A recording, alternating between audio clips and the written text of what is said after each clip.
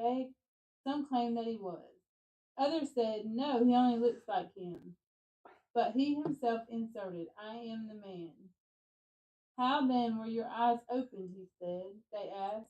He replied, the man they call Jesus made some mud and put it in my eyes and told me to go to Siloam and wash. And so I went and washed, and then I could see. Where is, oh, stop. No, I was telling Matt to chill. Where is this man? They asked. I don't know, he said. Okay. So I guess we're in now, Matt? That is correct. All right. Well, welcome aboard, everybody who's on the live stream. We're glad you're with us. We're in John chapter 9. We just read the first 12 verses. And so we start out, Jesus is coming by this man who is blind from birth. And as we get in these first few verses, he asks, the disciples ask this question. And the question is, who sinned? Was this man, was it his parents, or was it this man? And that would cause him to be born blind. Back in that day, of course, they didn't really understand a lot about birth defects or stuff like that and everything, but they come to this idea, and this was a cultural thing of that day, that when a child was born with some type of defect or sickness or illness, it was a result of sin. That that child was cursed because of something the parents had done, or some type of sin that the child might actually do, or and so there was this immediate thought process that anytime a child was born with some type of handicap or infirmity, it was a result of sin. And so there's a couple questions that come out of this, and that we are confronted with. First one is that, who sinned? Who was the one who messed up? Is it something he did, or is there something his parents did? And then there's another question, and this is really one that kind of hits us more where we live at. And this is, why did bad things happen to good people? You ever thought about that question? I mean, that's a hard question in life. We see people that go through life and seem like, they're the best people, and they're nice, and they're honest, and they're caring, and they're just loving people, and they suffer, and they hurt, and they can't ever seem to catch a break. They can't ever seem to get ahead. They're always struggling. And then we see people who are. I understand that completely. When I was a kid and I had seizures, I was like, why me? Why not? Why not like my cousin? Why me? Like, and it just happened to me. Right. And on the flip side, you sometimes see some of the most crooked and immoral people just seem to be rich beyond measure, and famous and powerful and all that. Yeah, I was reading something about that earlier, and it started with the PH. I don't know how to say it. Wicked people, or job. I think it was job. I was reading through it. We heard a pastor one time. In fact, a man Don and I both know. He was preaching a sermon, and he was talking about that, and kind of talking about that question. And Sam Totten, and he said, we see that, and we question that. He said, but we it would help us to understand that person who's so evil and all that, and they're getting all this. I mean, they're getting what they're going to get, and they're getting what they're getting now. That's all they're ever going to get. And we sometimes need to remember that we're not trying to get those earthly treasures. We're trying to lay up treasures in heaven, and they're going to be much better than anything we get on earth. And so while we feel sometimes that it's not fair that they get what they get, the evil ones on it, we need to remember God gives us so much better, and they're really going to lose in the end when it comes right down to it. But as we look at this chapter, and as we open into this, it does give us that question of, why does this happen, and who messed up? And so Jesus is going to get confronted with this question. And how does he answer that? What does he say here as he answers that question about, who messed up? He says neither. Yeah, neither one of them did. The man didn't sin. The parents didn't sin. But then he says, happened to him so God couldn't show him the way or something like that. The works of God. Yeah. Right. He said this happened so that um, the power of God, the works of God would be displayed in him.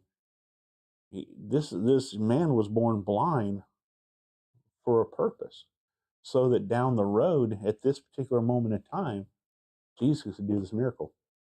Joseph was sold into slavery so that he could save the entire roots of Israel. Exactly. Mm-hmm.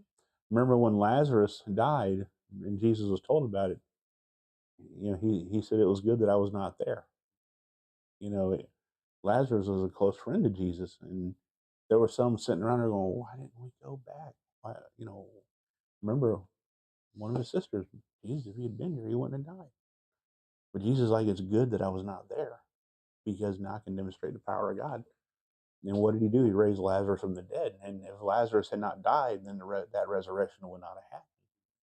And that's what Jesus is basically saying here. He said, look, he's blind for a reason. God does not let any pain in our lives go without purpose. He does not. He will not waste your tears. He will. You know, there's people out there, especially on TikTok, that question everything. Why would you let these people have these problems and all? And it gets crazy on TikTok about the Bible. You know. But see, a lot of that comes back to faith, whether you're willing to trust him or not. Yeah. And we all have those moments where we struggle with our faith. We all have those moments. No matter how mature a Christian you are, you're going to have a season of struggle. And I think sometimes he lets us endure that struggle so we can help somebody else with the same struggle. Mm-hmm. Because you really don't understand what they're going through unless you've been there. Yeah, like Major Right. doesn't understand that epilepsy. I told him I had a seizure, and he's like, "Wow," like sarcastically. But he said something to the little lady, and the little lady got back onto him for saying it. I remember that when I was in the seizure. I'm like, she giving him some talk. Yeah, it's just like I'll say this, and just back for this, I was sitting in the tent for a good 2 weeks because I went up to Ohio for a week, not even thinking about my plans for that future. I wasn't thinking ahead, and I went up there and came back down and ended up in a mess and sitting in the county jail in Ozark for 16 days and ended up in a tent. Sat there, you know, it's just like you were saying, you gotta hold your faith and yeah, it's a struggle, but I held through and look at me now, I'm back in the shelter. I'm back where I need to be to get back together. You know, like And we all have those struggles, and we all have different, and our struggles can be very different, and some that can be the same. You know, Don and I have had a season of struggle that we've gone through this summer that's been really testing us and really pushing us. And I woke up this morning thinking about it and all that. Then I was like, you know what? God didn't spare Shadrach, Meshach, and Abednego the furnace. You know, he could have. He could have, you know, he could have done something where they didn't have to walk the furnace. They had to walk the furnace. Mm-hmm. But who was in there with them? God was right there with them. Oh yeah. You know, he's not going to spare us the trials. He's not going to spare us those tests, because that's how we grow. You know, we don't grow when it's easy. You know, there's an old expression I learned in the Navy: calm seas do not build a sailor. And that's the truth, you know, and we don't grow, as sailors are not built at point next to the pier. They got to be out there in the ocean in the storms. That's how you learn how to really be a sailor. Being a Christian, you really grow when you're being tested, and so, you know, he's blind, and he's been blind all his life. It doesn't say how long he's been. Now we get an indicator that he's probably an adult here in a little while in the chapter from his parents, but so this has been an extended period of time that he's been blind, but he was put in that position so that Jesus could use him in this moment to demonstrate his power. And so we know, so the truth out of this is that God will use us, and he will use those things that we're being afflicted with and being tested with and being hurt with. He will use them for his glory, and he will use them as a testimony. Our testing becomes a testimony, as I think, as the expression goes. Our messes become a message, you know, and there's different ways you can say it, different cliches for that. But so he goes on, he says, we must work the works of him who sent me as long as it is day. Night's coming when no one can work. So in other words, we need to do it while the moment's there and not miss the moment. While I'm in the world, I am the light of the world. And then when he said this, he spat on the ground, made clay of the spittle, and applied the clay to his eyes. Now, there's nothing really magical about that. It wasn't magic clay. I mean, the spit really wasn't anything magical, but it was just what he did. And it's a reminder to us about the fact that we come from dust. You know, when you think about it, if anything, that's a symbolic, we come from dust. You know, I heard a Christian comedian named Steve Geyer one time says, you know, we take ourselves too seriously. We need to remember sometimes we're just dirt and spit. And that's always been a nice little reminder in the back of my head, you know, that, hey, we're just dirt and spit when it comes right down to it. Oh, yeah. But, and so once he did that, he made that clay, that paste or whatever you want to call it. So he put it on his eyes, and he told him to go wash in the pool of Siloam, which is translated sent. Now, this is a special pool in a way because the Festival of Tabernacles or Booths, this is where they drew their water from for that festival. So it was kind of a special place. So he sent him to that particular place, and the water wasn't special. It's just what Jesus told him to go. Mm-hmm. So the man out of faith went there and washed his face. And what happened? He could see. Nothing in this, the dirt, the spit, the water in the pool, none of that was special. What was special was two things. Number one, the power of Jesus. Number two, the man's faith. The man trusted what this person who couldn't even see told him to do. You know, that's all he did. So verse 8, therefore to the neighbors, and I like the way the New American Standard talks. It says this. It says the neighbors and those who previously listened to this saw him as a beggar. That's all they saw him as. You know what? You know what I took out of that? The world sees you in a certain way. And oftentimes the world sees us based on our limitations. Oh, I'm actually freshly out. Is there a faucet right for this? Yeah, right by the right in between the restrooms. Okay. Too often what happens is the world sees us based on our limitations, based on our handicaps. And they want to write us off based on those. You know, for instance, there's people that will see Matthew and say, oh, he's an autistic. Or they're going to see you and say, oh, you're an epileptic. Or they're going to look at me and say, hey, he's just a crazy old dude. You know? Say something bad about you, big man. Oh, Yeah. Well, Matthew, you know what? You know what? Yeah. I don't care if people say bad things about me. You know why? Number one, their opinion of me is none of my business. Oh, no. Number two, I'm a child of the King. I don't care what they say. Didn't I preach this in like one of my first two attendees of the Bible study? Like, as long as you know what you're doing is righteous, God will act as your shield. That's right. So they saw him just as a beggar. And they're saying, isn't he the one who used to just sit around and beg? He's walking around singing. And then they're like, well, nah, he kind of looks like him, but I don't know if that's him or not. And so they start questioning him.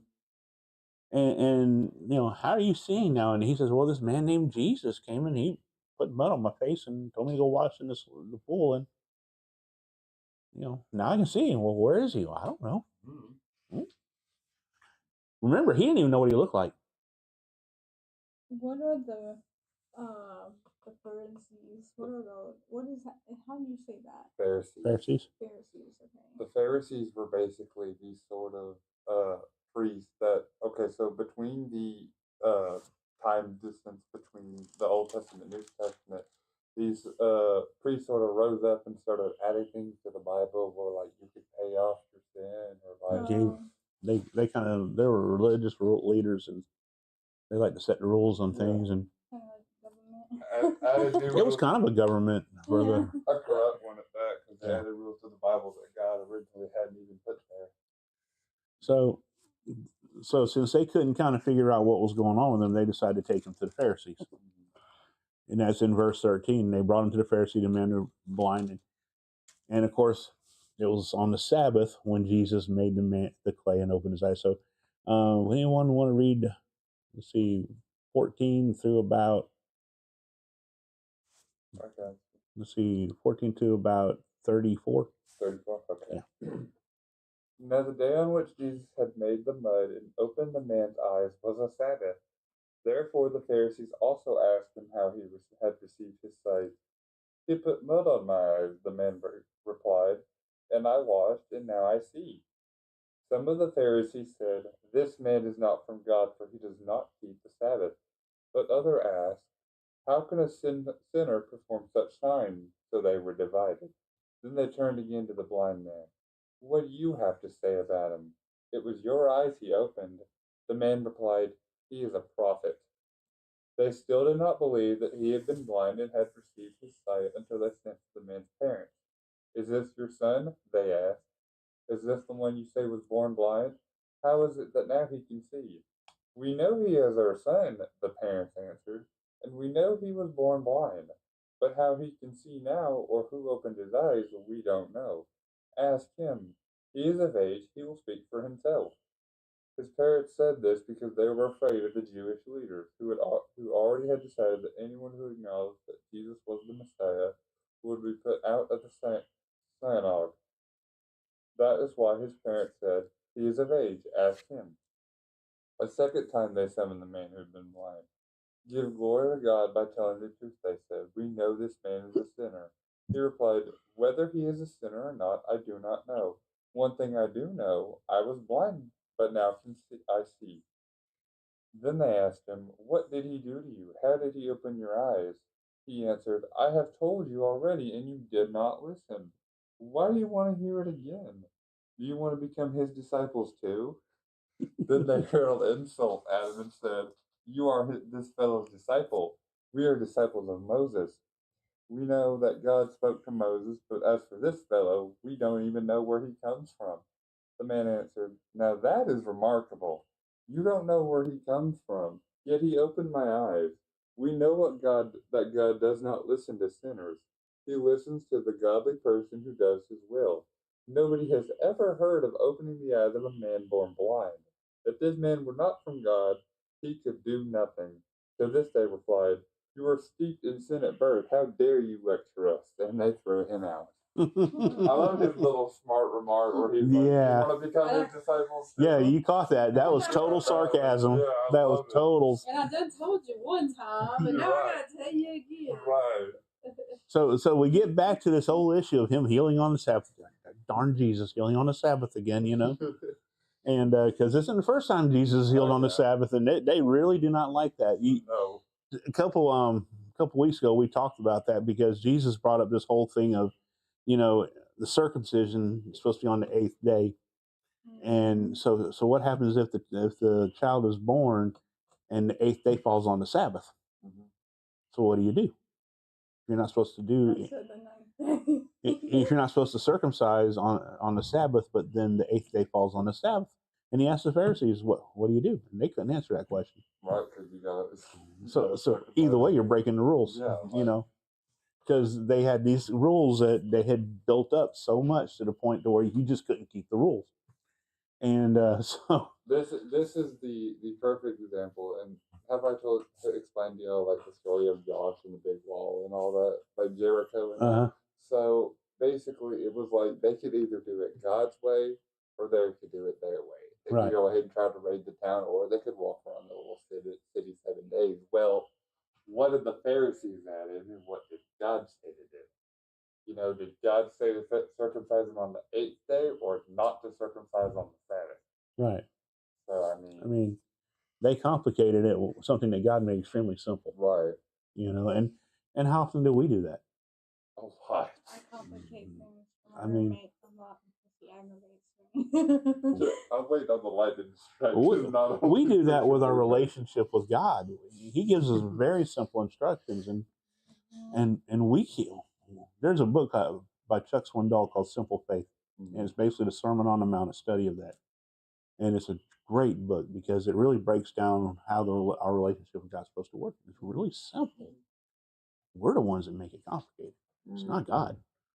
But here he talks to the Pharisees, talk to him, and they ask him, how this happens, and he's like, tells them how it happens, and they're like, well, this guy can't be from God since he healed on the Sabbath.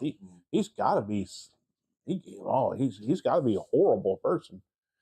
And the guy's, well, how can he not be from God if he's doing this kind of work? If he wasn't God fearing, he couldn't do it.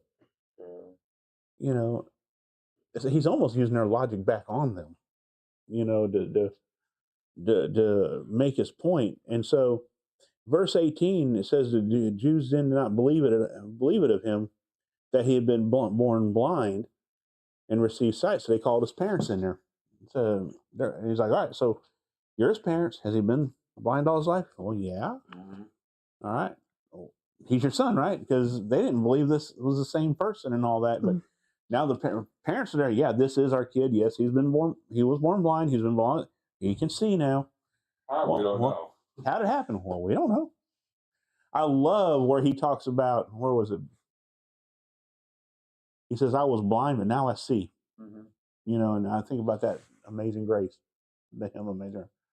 I once was lost, but now I'm found. Was blind, but now I see,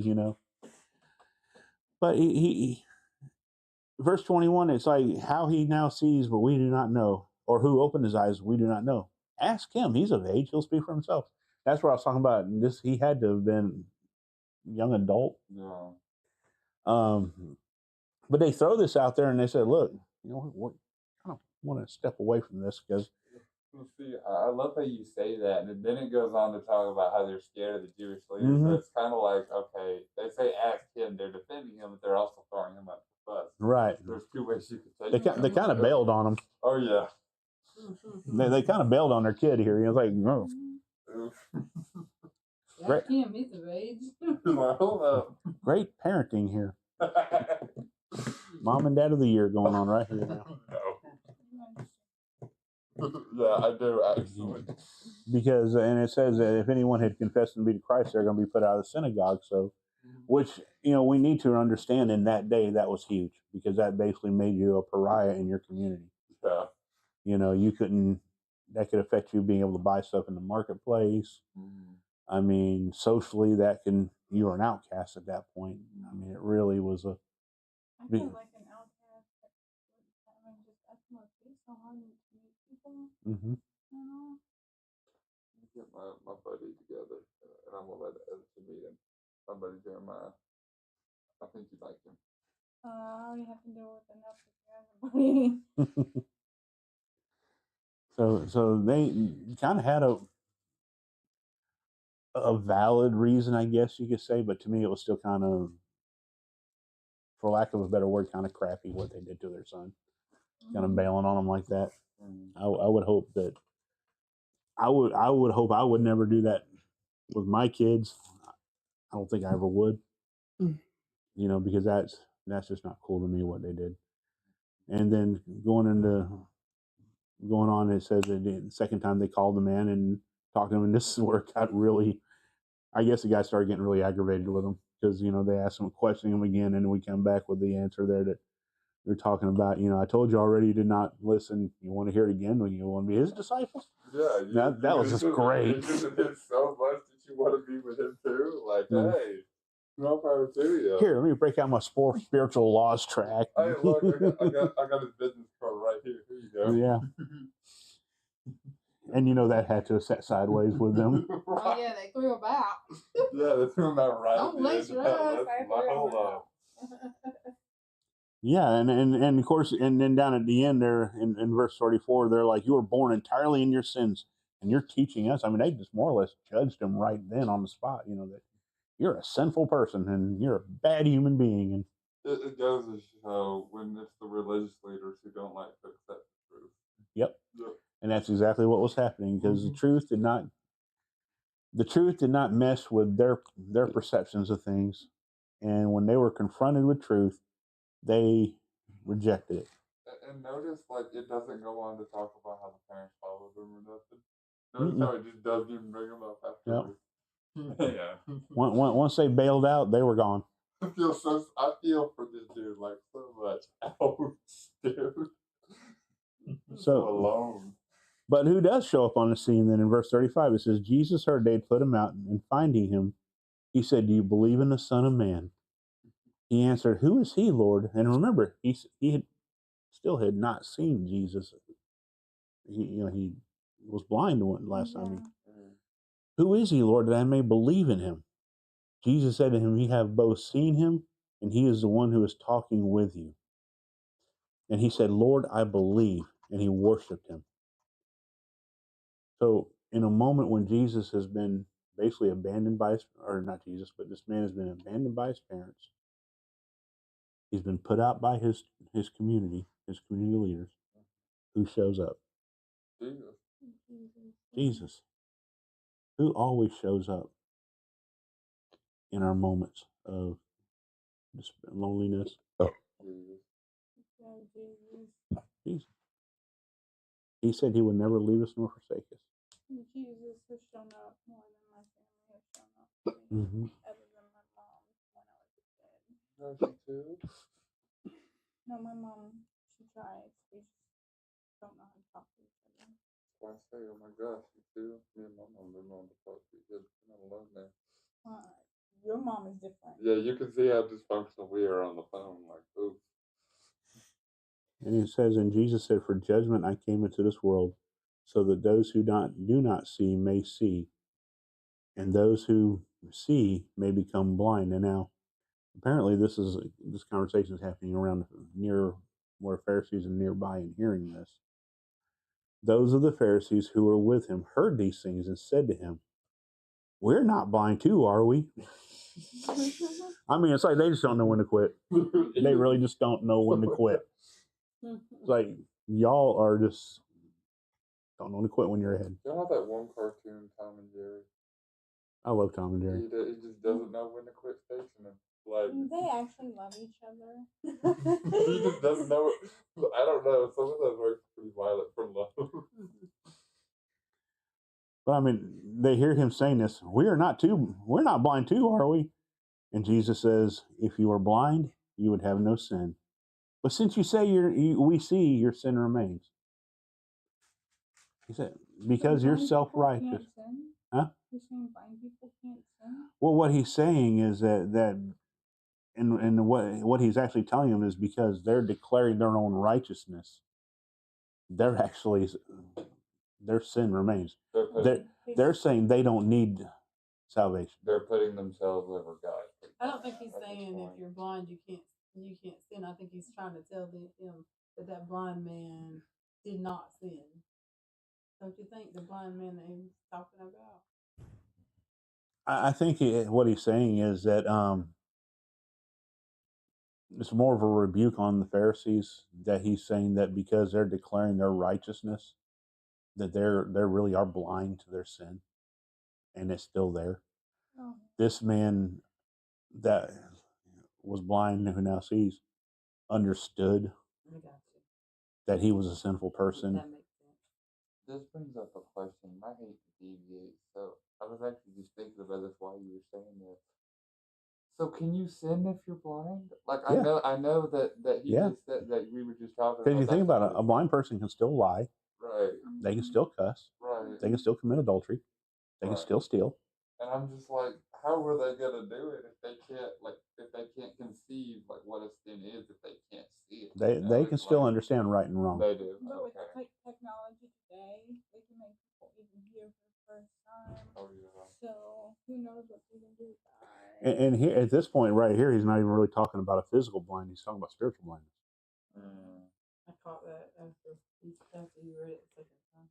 You know, that's where he's at here, because Jesus uses physical things to explain spiritual things, and that's what he's doing right here. He's using the physical situation to bring to shed light on their spiritual nature. Yeah, their physical side is great. Their spiritual side is horrible, because they cannot see their own spiritual condition, which is blind to truth. That's my roommate right there. He says he sins because Jesus died on the cross of sinners. So he uses the excuse that he sins for Jesus when he died on the cross. It wouldn't be something like that. Basically, the opposite of what we say, that Jesus died on the cross for our sins, therefore free for forgiven, from what I'm understanding from what she's saying. And he doesn't know nothing about the Bible. I'm aware. I'm just putting pieces together from what you're telling me and what I know. But there's people out there that still sin just because Jesus died on the cross. Oh, yeah. Well, and Paul has an answer to that. He says that because of that, grace does not give us the reason, give us the right to. Just because the grace abounds doesn't mean we can sin abound. Mm, More grace doesn't give us the license to sin more. right. You know, and in fact, grace should actually be something that would create a sin repellent in us, that we don't want to sin because we understand the price that was paid for our sin. I'm so different than my roommate. You know, we shouldn't. And if Christ is really truly working in our hearts the way He wants to work in our hearts, a desire for sin should be something that leaves us. We shouldn't want that anymore. Right. And it should actually just start to disgust us, the idea of sin. Victory. And celebrate with that. Turn over your character defects. Ask God to remove. Desire to sin. There's a verse in Psalm, and it's one of my favorite verses of all time, Psalm 37:4. And it says, "Delight yourself in the Lord, and He will give you the desires of His heart." And that's, Donna knows why that verse is so special to me. But the whole point in that verse is, as we delight ourselves in the Lord, the desires of our heart change, and they become more what God desires. So yeah, He'll give us the desires of our heart, but they're going to be different than when we started. You know, I remember teaching a youth group one time how to get your parents to do whatever you want. Put your wants in the above things and not the your earthly fleshly desires. And the whole way of getting you parents to do whatever you want is you start to desire the same thing your parents want. And it's the same way with God. Oh, you're actually not. Well, like with my mom, she suffers everything that I suffer, but she's like 65, so she suffers more medically. Me and her cannot have a conversation. And me and my dad, before he passed, I was all daddies were. Mm-hmm. You know. It's unusual. And I feel so bad because when she calls or texts me, I don't think about calling or texting her. It just doesn't come to my brain, you know. She lives with my sister. My sister hardly even talks to me.